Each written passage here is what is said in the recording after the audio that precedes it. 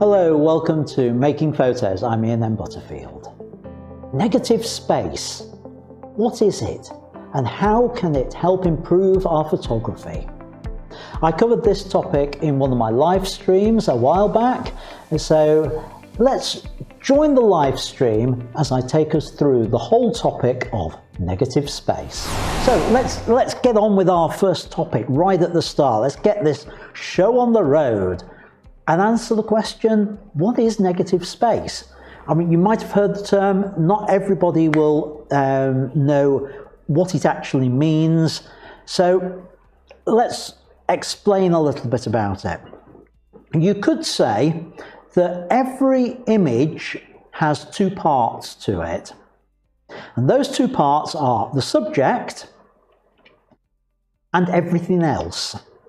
And the subject we refer to as the positive space of the image, which means everything that surrounds the image is the negative space. So that's where it's from, that's what it's all about. But it just doesn't mean you've got space all around your subject, and that may not be appropriate. What this is all about is using that space that surrounds, and we're using it in a way to enhance the subject. When we talk about negative space in composition, what we really mean is about using that space in a positive, it sounds daft, doesn't it? Using the negative space in a positive way. In other words, it's not just something that happens, it is intrinsically part of the image and something that makes the image work and actually draws attention to our subject. It enhances the subject of the image.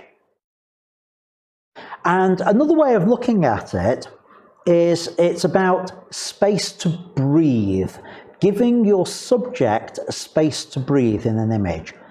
That means it's a time when it's not filling the frame and it gives a context to that subject. But the key thing about negative space is that word negative, is that it shouldn't detract. It's not there to be the focus of attention, the positive thing. It's there, it's almost the absence of subject that adds to the subject. And that's why we think of it as negative space. It mustn't distract from your subject. And that means it can still have detail in it, but not detail that's going to pull your eye away from your subject. Let's have a look at this image as an example. It was created on one of my trips to Gibraltar when I was there on the ships, and it's the Rock of Gibraltar from the other part of the peak there. And the negative space on that is this space on the right hand side over here, and that you can see it's not just empty.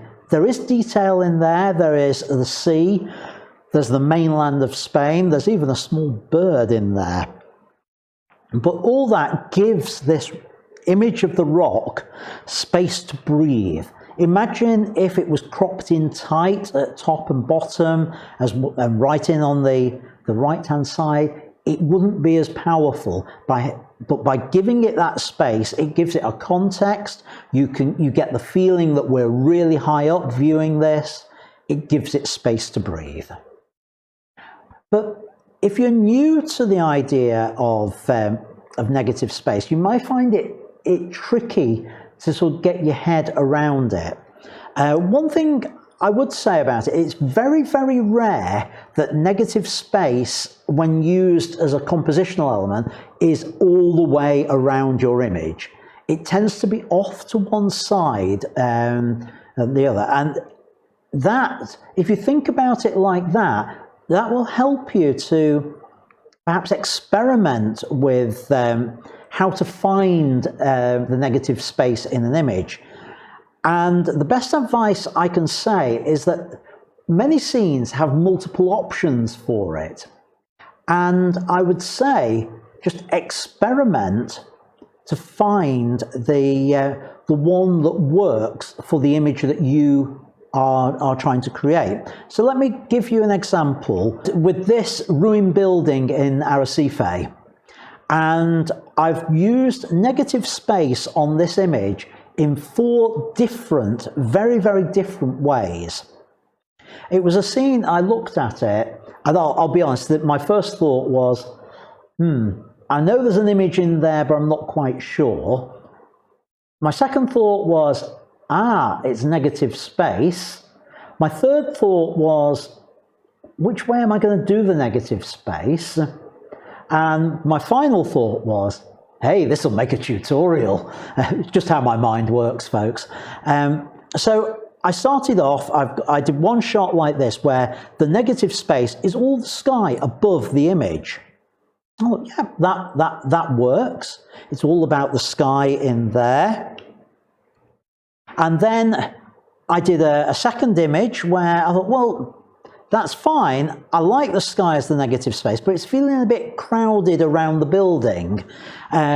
What if I expand the negative space and do the shot in landscape mode, in horizontal mode, not landscape mode. So I ended up with that version of it.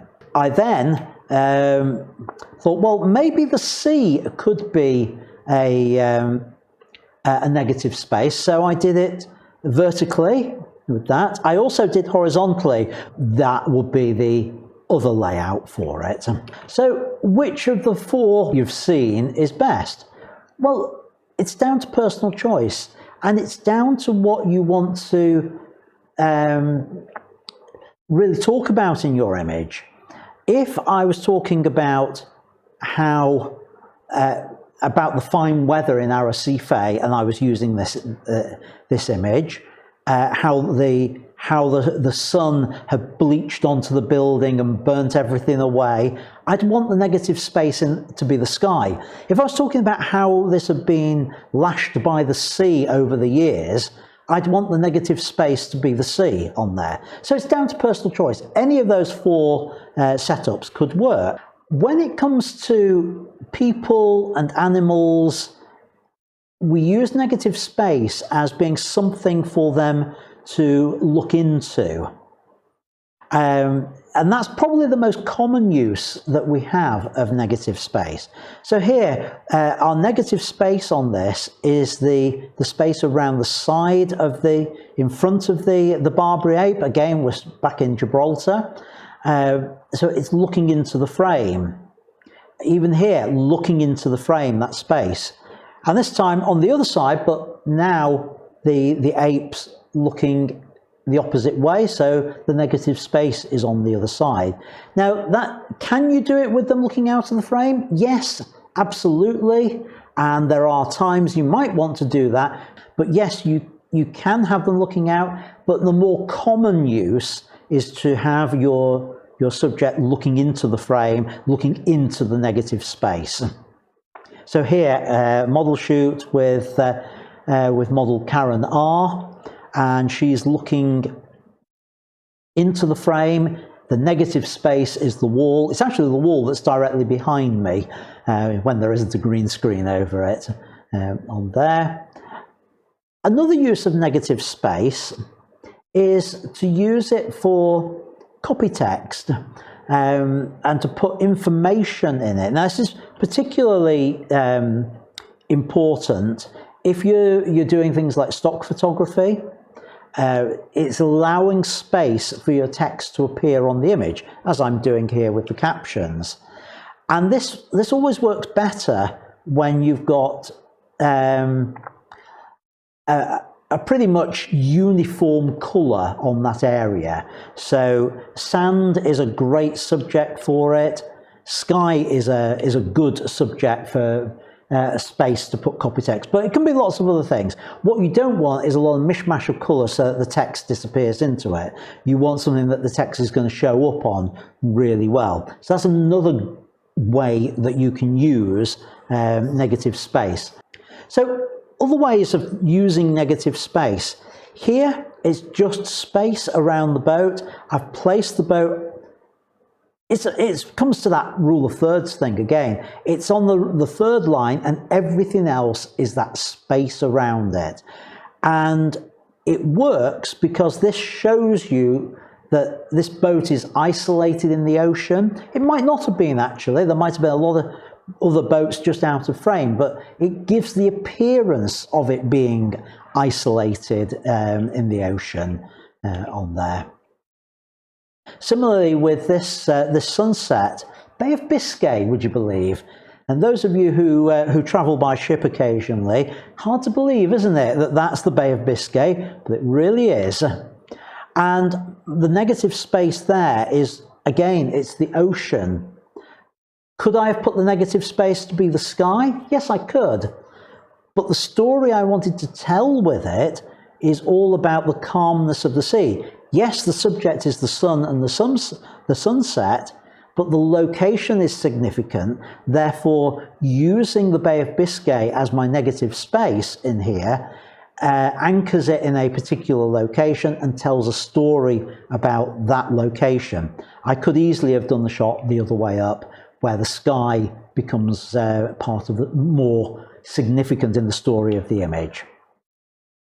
Here, the Straits of Gibraltar, looking over towards Morocco, the negative space is the sky rather than the sea, because I wanted to get the colour of the sky, because it was a really hazy, slightly dusty morning as we were coming in to Gibraltar, and that's why that bit is why I chose the sky there as my negative space rather than the sea, because that has the interest to it. I hope you found that discussion on negative space helpful.